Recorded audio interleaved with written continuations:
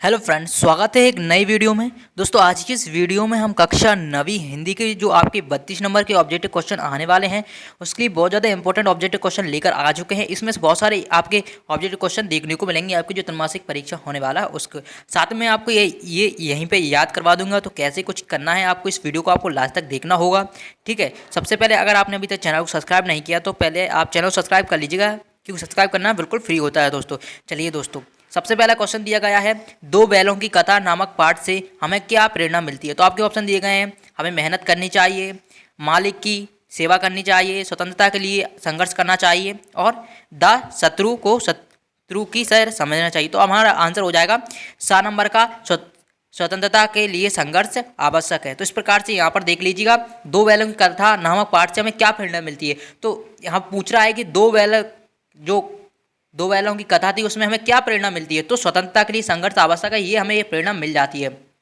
दोस्तों, एक बार आप इस वीडियो कंप्लीट देख लीजिएगा, फिर आप इसका मॉक टेस्ट जरूर देना। मॉक टेस्ट देंगे तो आपको बहुत सारे डाउट क्लियर हो जाएंगे वहाँ से। ठीक है, आपको मैं गारंटी देता हूँ 32 नंबर के जो ऑब्जेक्टिव क्वेश्चन आने वाले हैं, आपके वहाँ से एक भी नंबर आपका नहीं कटेगा। बस आपको इस वीडियो को कंप्लीट वॉच करना है। ठीक है, चलिए आगे बढ़ते हैं नेक्स्ट क्वेश्चन की तरफ। दोस्तों, अगला क्वेश्चन दिया गया है दोस्तों, गधे के कौन से गुण उसे ऋषियों मुनियों की श्रेणी में खड़ा कर देते हैं। तो आप इस चीज़ को ध्यान रखिए, गधे की बात कर रहा है कि कौन से गुण हैं जो ऋषियों और मुनियों की श्रेणी में खड़ा कर देते हैं। परिश्रम, अध्ययन, सहन शक्ति या फिर त्याग। तो दोस्तों, इसका आंसर आ जाएगा सहन शक्ति। तो आप गधे के कौन कौन से गुण होते हैं जो ऋषियों के मुनियों के श्रेणी में खड़ा करता है। तो सहन शक्ति, इस प्रकार से आप इसे अच्छी तरीके से याद कर लेना, सहन शक्ति आपको ध्यान में रखना होगा। चलिए अगले क्वेश्चन की तरफ बढ़ते हैं दोस्तों। अगला क्वेश्चन दिया गया है यहाँ पर, पशुओं में कौन सा गुण मनुष्य के गुणों से ज़्यादा विकसित है। तो आपको बताना है कि जो पशुओं में कौन सा गुण है जो मनुष्य के गुणों से ज़्यादा विकसित है। तो मन के भावों को समझना, परिश्रम करना, अच्छे बुरे में भेद करना, या फिर दूसरों से काम लेना। तो दोस्तों, इसका हो जाएगा मन के भावों को समझना। तो पशुओं में कौन सा गुण होता है जो मनुष्य के गुणों से ज़्यादा विकसित होता है, वो होता है दोस्तों मन के भावों को समझना, यानी कि फर्स्ट वाला ऑप्शन आ जाएगा। अगर आपको ये क्वेश्चन दिखता है तो आपको क्या करना है, मन के भावों को समझना। तो इस प्रकार से आप देख लीजिएगा, पशु और मनुष्य से रिलेट किया गया क्वेश्चन है। तो अगर आपने इस चैप्टर को पढ़ा होगा तो भी अच्छी तरीके से आपको यह क्वेश्चन आ जाएगा। अगला क्वेश्चन है दोस्तों हमारा, लेकिन भारत और सींग चलना मना है, ये कथन किसका है। लेकिन औरत और सींग चलाना मना है, ये कथन किसका है। तो इस प्रकार से दिया गया है क्वेश्चन। इसका ऑप्शन है मोती का, हीरा का, झूरी का, या फिर गया का। तो दोस्तों, इस प्रकार से इसका आंसर हो जाएगा हीरा का।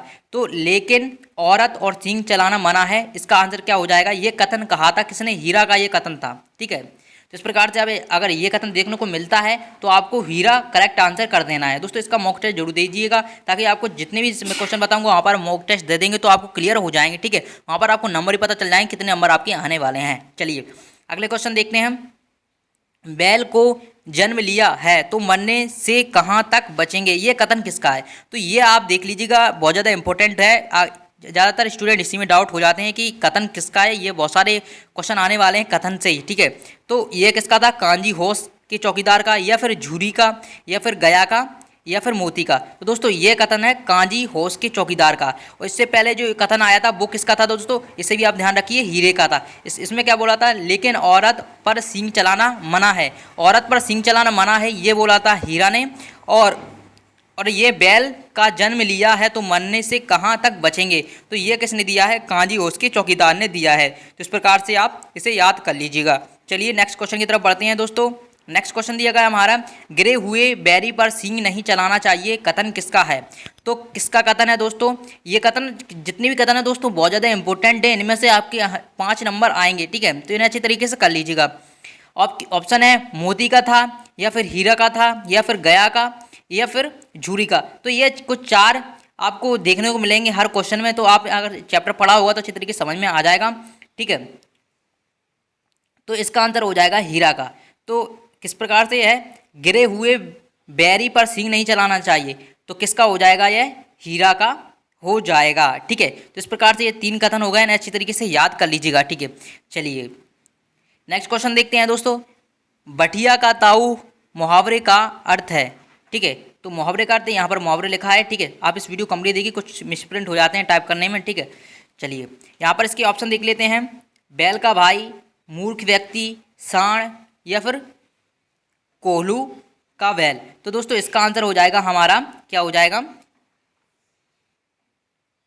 मूर्ख व्यक्ति।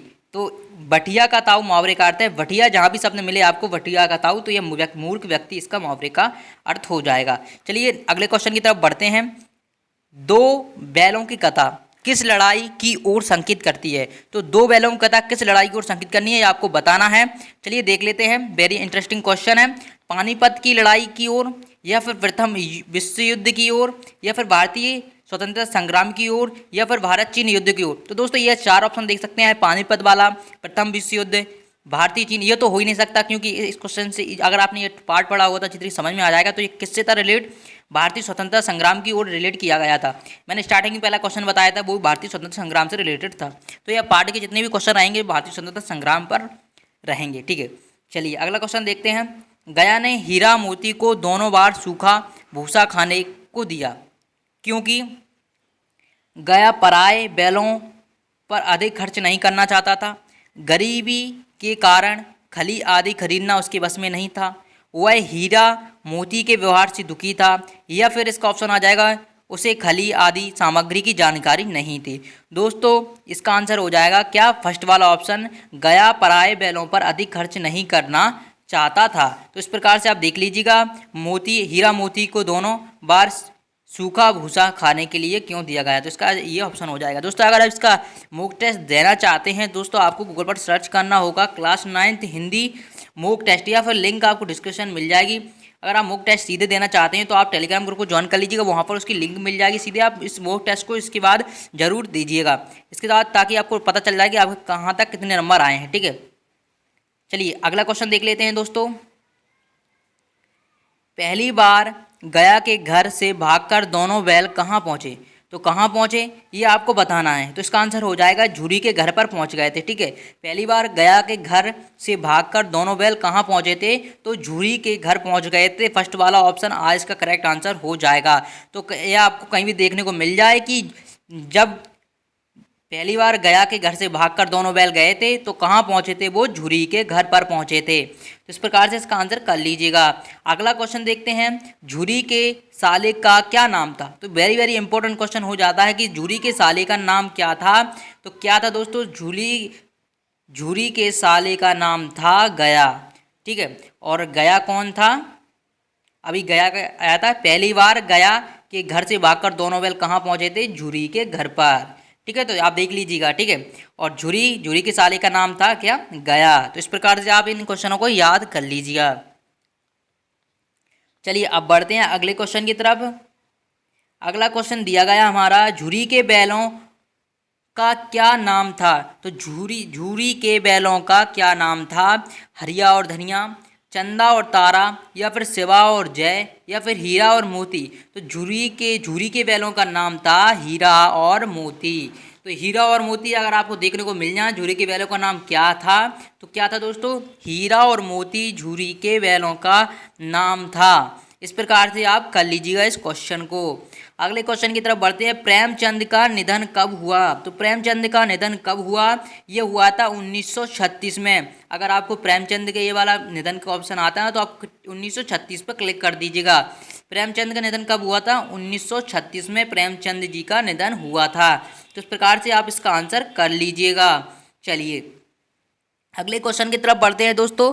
अगले क्वेश्चन है, निम्नलिखित में से कौन सी रचना प्रेमचंद की नहीं है? तो कौन सी रचना प्रेमचंद की नहीं है ये आपको बताना है। आपके ऑप्शन है दोड़ा कोश, गोदान, रंगभूमि, कर्मभूमि। दोस्तों मैं आपको बता दूं, दोड़ा कोश नहीं है, बाकी आपकी रंगभूमि, कर्मभूमि, गोदान ये प्रेमचंद जी की रचनाएं हैं। तो आपको सही ऑप्शन कर देना है दोड़ा कोश, ये इसका गलत आंसर हो जाएगा। मतलब कि प्रेमचंद जी ने ये नहीं लिखा दोड़ा कोश, रंगभूमि लिखी है, कर्मभूमि लिखी है, गोदान लिखी है। तो इस प्रकार से आप इसका करेक्ट आंसर कर दीजिएगा। चलिए अगला क्वेश्चन देखते हैं, प्रेमचंद जी का जन्म कहाँ हुआ था? तो वेरी इंपॉर्टेंट क्वेश्चन हो जाता है। इलाहाबाद में हुआ था, या फिर लखनऊ में हुआ था, या वाराणसी के पास लमही गांव में हुआ था? तो मैं आपको इसका आंसर बता देता हूँ। इसका आंसर साफ हो जाएगा, यानी कि वाराणसी के पास लमही गांव में हुआ था प्रेमचंद जी का जन्म। तो इस प्रकार से आप इसका आंसर लिख दीजिएगा। चलिए अगले क्वेश्चन की तरफ बढ़ते हैं दोस्तों।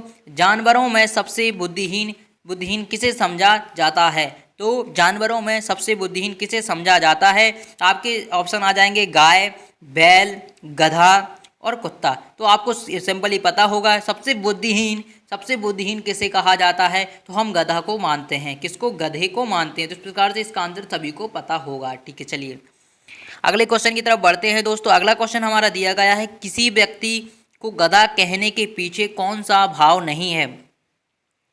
तो क्वेश्चन में दिया गया है, किसी व्यक्ति को गधा कहने के पीछे कौन सा भाव नहीं होता है? बुद्धिमानी होना, बेवकूफ़ी का, सहनशीलता का, या फिर सीधेपन का? तो दोस्तों किसी भी व्यक्ति को गधा कहने के पीछे उसका भाव ये नहीं होता कि वह बुद्धिमानी का है। बुद्धिमानी का भाव बिल्कुल नहीं होता है। इसका फर्स्ट वाला ऑप्शन करेक्ट हो जाएगा। चलिए अगले क्वेश्चन की तरफ बढ़ते हैं दोस्तों। अगला क्वेश्चन है, निरापद सहिष्णुता का क्या अर्थ है? इसका ऑप्शन हो जाएगा अत्यंत भोलापन, अत्यधिक मूर्खता, अत्यधिक सहनशीलता, या फिर सादगी। दोस्तों इसका ऑप्शन हो जाएगा अत्यधिक सहनशीलता, यानी कि सा वाला इसका करेक्ट आंसर हो जाएगा। अत्यधिक सहनशीलता इसका फर्स्ट ऑप्शन है। ठीक है, करेक्ट आंसर है, सॉरी सा नंबर का इसका करेक्ट आंसर हो जाएगा। अगले क्वेश्चन की तरफ बढ़ते हैं, गधे में किस गुण पराकाष्ठा को पहुंच गए हैं? तो आपको बताना है गधे में किसके गुण पराकाष्ठा को पहुंच गए हैं? किसके पहुंच गए हैं? ऋषियों मुनियों के। इससे पहले ही मैंने इस क्वेश्चन बताया था, इसी से रिलेटेड था। इसका आंसर क्या हो जाएगा? ऋषियों मुनियों के। सा वाला इसका करेक्ट आंसर हो जाएगा। तो इस प्रकार से कर लीजिए, अगर गधे में किसके गुण पराकाष्ठा की बात करिए, ऋषि मुनियों की बात कही है। ठीक है, चलिए और बुद्धिहीन कौन है? बुद्धिहीन भी सबसे अधिक गधा ही है। इसका 2 क्वेश्चन आपको यहाँ से याद हो जाएंगे। अगला क्वेश्चन देखते हैं, भारतवासियों पर क्या आरोप लगाया जाता है? वे गुस्सैल होते हैं, वे कामचोर होते हैं, वे झगड़ालू होते हैं, या वे जीवन का स्तर घटाते हैं? तो दोस्तों इसका आंसर हो जाएगा वे जीवन का स्तर घटाते हैं। भारतवासियों पर क्या आरोप लगाया गया है? कि वे जीवन का स्तर घटाते हैं। अगला क्वेश्चन देखते हैं दोस्तों, किस महीने में गधा एक आध बार मस्ती करता दिखाई देता है? तो दोस्तों कब मस्ती करता दिखाई देता है ये आपको बताना वेरी फनी क्वेश्चन है। ठीक है, कि बैसाख के महीने में गधा एक आध बार मस्ती करते हुए दिखाई देता है। तो बैसाख आ जाए तो आपको यहाँ पर बैसाख पर टिक कर देना है। चलिए अब बढ़ते हैं अगले क्वेश्चन की तरफ दोस्तों। गुणों की पराकाष्ठा का क्या अर्थ है? तो जो गुणों की पराकाष्ठा का क्या अर्थ है, इसका आंसर हो जाएगा गुणों की चरम सीमा। तो पराकाष्ठा यानी कि गुणों की चरम सीमा तक इसका अर्थ हो जाएगा। पराकाष्ठा का अर्थ होता है गुणों की चरम सीमा। चलिए अब बढ़ते हैं अगले क्वेश्चन की तरफ। झूरी ने दोनों बैलों को कहाँ भेज दिया था? झूरी ने कहाँ भेज दिया था? ससुराल में भेज दिया था, यानी कि साले के पास भेज दिया था। साले का नाम क्या था? गया। क्या था? साले का नाम गया था। तो इस प्रकार से आप देख लीजिएगा। चलिए झूरी ने दोनों बैलों को कहाँ भेज दिया था? ससुराल में भेज दिया था। और ससुराल में किसके पास? गया के पास। गया कौन था? इनका साला था। इस प्रकार से ये 3 क्वेश्चन आपके यहाँ से बन जाएंगे दोस्तों। ठीक है, चलिए अब बढ़ते हैं अगले क्वेश्चन में। ईश्वर ने बैलों को क्या नहीं दिया? ईश्वर ने बैलों को क्या नहीं दिया? मकान नहीं दिया, या फिर वाणी नहीं दी, या फिर पैसा नहीं दिया। इनमें से कोई नहीं। तो इसका क्या? वाणी नहीं दी। ठीक है, अगले क्वेश्चन की तरफ बढ़ते हैं। हीरा मोती आपस में सींग मिलाकर क्यों उलझते हैं? तो कैसे? प्रेम बस के कारण उलझते हैं। ठीक है, तो इसका आंसर क्या हो जाएगा? प्रेम बस। चलिए अब देखते हैं लास्ट क्वेश्चन है हमारा दोस्तों। अगर आप इसका मॉक टेस्ट जरूर देख लीजिएगा ताकि आपको अपने अंक पता चल सकें कितने अंक आए हैं। ठीक है, तो ये लास्ट क्वेश्चन था दोस्तों। आपके यहाँ पर 25 ऑब्जेक्टिव क्वेश्चन इसमें हैं। इनमें से बहुत सारे ऑब्जेक्टिव क्वेश्चन देखने को आपको मिल जाएंगे। अगर आप इसका ऑब्जेक्टिव देते हैं तो आपको पता चल जाएगा मॉक टेस्ट ऑब्जेक्ट का 25 में से आपके कितने नंबर आ रहे हैं। अगर आप इस वीडियो को कंप्लीट देखने के बाद उस ऑब्जेक्ट मॉक टेस्ट को देंगे तो आपको क्लियरली याद हो जाएंगे, ये गारंटी है। अगर अभी भी कोई डाउट वगैरह है तो आप कमेंट बॉक्स में पूछ सकते हैं। और चैनल को सब्सक्राइब नहीं किया तो यहाँ पर रेड कलर का एक सब्सक्राइब करने का बटन दिख रहा होगा, उस पर क्लिक करके इस चैनल को सब्सक्राइब कर लीजिएगा। इसकी PDF डाउनलोड करना चाहते हैं तो लिंक आपको डिस्क्रिप्शन में मिल जाएगी टेलीग्राम ग्रुप की, उसे ज्वाइन कर लीजिएगा। चलिए मिलते हैं नेक्स्ट वीडियो में। धन्यवाद दोस्तों।